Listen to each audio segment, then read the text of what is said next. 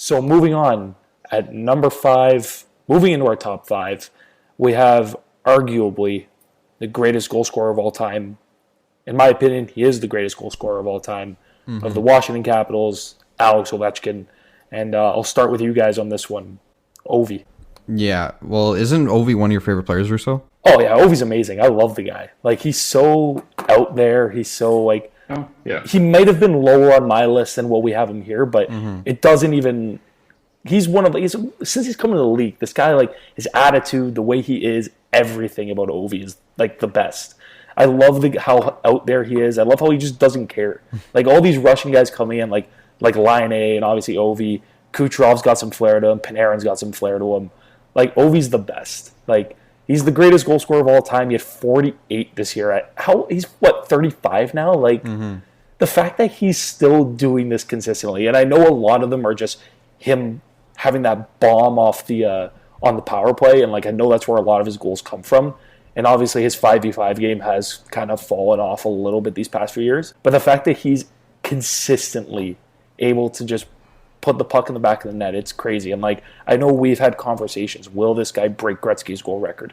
If he stays in the NHL, till the end of his career and doesn't go to the KHL or whatever, there's a very realistic chance he can. As long as his shot doesn't go anywhere. As long as he's able just to keep firing the puck like he does. I mean, I don't think there's any reason why he can't. Yeah. So I totally agree with you there. Like, I think he is the best goal scorer of all time in the NHL, but the only thing that's not helping him is this lockout season we're going to have in the shortened season we just had. Which sucks. So, yeah. Like, and if it weren't for COVID, he would have got 50. Exactly. Like, he would have had another 50 under his belt. Yeah. Probably more goals if he definitely would have hit 52. 100%. I bet. Like, potentially 55. I don't know. There's a lot of talent on that Caps team. He's one of those guys where, like, what was it? He needed a hat trick to hit 50 or something one year. And then with 2 games left, he needed 3 goals. And he got a hat trick in the second last game of the season and then sat the last game. That's so OV too, though. Like, he just needed... Like, this guy has a swagger to him. He's era-adjusted, whatever you want to say. He's one of the best goal scorers of all time. Probably the best. And he's doing it in an era where there's a lot more systems, a lot bigger goalies. Everybody's very athletic. There's nobody where you look at and it's like, oh, I could be that guy, like you did back in the 60s. Like, he's doing it when everybody's a top-tier athlete, and he's doing it well into his career. And I think he will break the record as long as the league stays running and he doesn't move to Russia. And I think he really should just stay here and beat it because he really much can. He really can, and I really hope he does.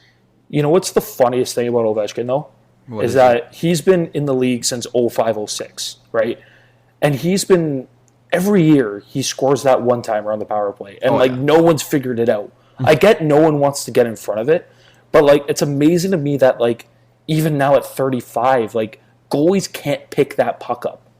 Like, his release is incredible. And, like, the one-timers, it's so stupid. It really is. Yeah, and he changed something up in it a while back where he always just used to go top corner short side. And then he sort of shifted to being a little bit more deceiving with his shot. Like, if you look at, like, Austin Matthews' wrist shot, for example, a lot of the times when it's a one-on-one against a goalie, you have no idea where that's going. Is it going 5-hole top corner? And he's fooled Carey Price, if you remember that a few years ago. Yeah. Ovi's been doing the same thing with his slap shot. You don't know if he's going 5-hole with it, which is something he's adapted to. He's putting the puck on the ice a lot more. It's continued, and it's carried him throughout his career, and it will probably keep continuing. Yeah. And do you remember, like, I think it was between the years 2010 to about the lockout shortened year. There was, like, a couple years there where, like, people were like, oh, is Alex Ovechkin falling off a cliff? Because he wasn't scoring 50. Yeah, he had 32 that one year, right? Yeah, he had 32, 38, and people were like, oh, like, what happened to Ovechkin? And then he came back in the lockout shortened year and had 32 and 48. Like...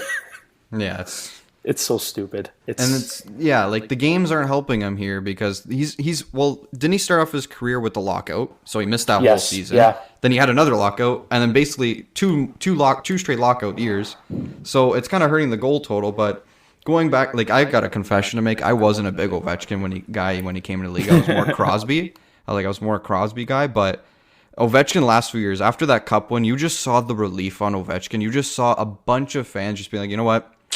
I like this guy. This guy has the swagger. He can put the puck in the net. He puts the money where his mouth is. He scores a ton of goals. And for taking 311 shots this year, which was the second most in the NHL, he had a pretty decent shooting percentage, which was 15.4%. So, I mean, this guy, he can score. He knows how to score. And whether he hits that Gretzky record, we'll know like way into the future, because I do want him to hit that record for sure. If he breaks that record, the celebration he'll have will be the best thing we've ever seen. Oh yeah. Like, remember when he scored 50 and did the hot stick? Get fined for it.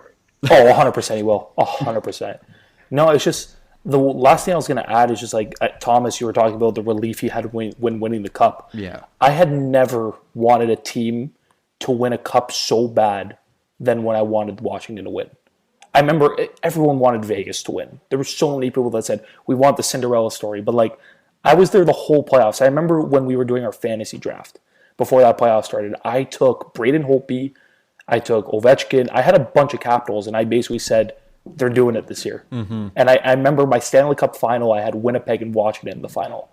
I don't remember who I ended up having winning. Very close. But I had, literally very close. And I had Washington, Winnipeg, and I remember, like, watching the game. Like, usually my heart doesn't race unless I'm watching the Flames in a big game. When it was that last minute and they were just blocking all the shots, my heart was going. Just hoping, win it for Ovi, win it for Ovi. And then, like, the pure relief on all of their faces. And, like, it's funny because a few days later, Golden State won the NBA championship. What was it, their second in 3 years or whatever?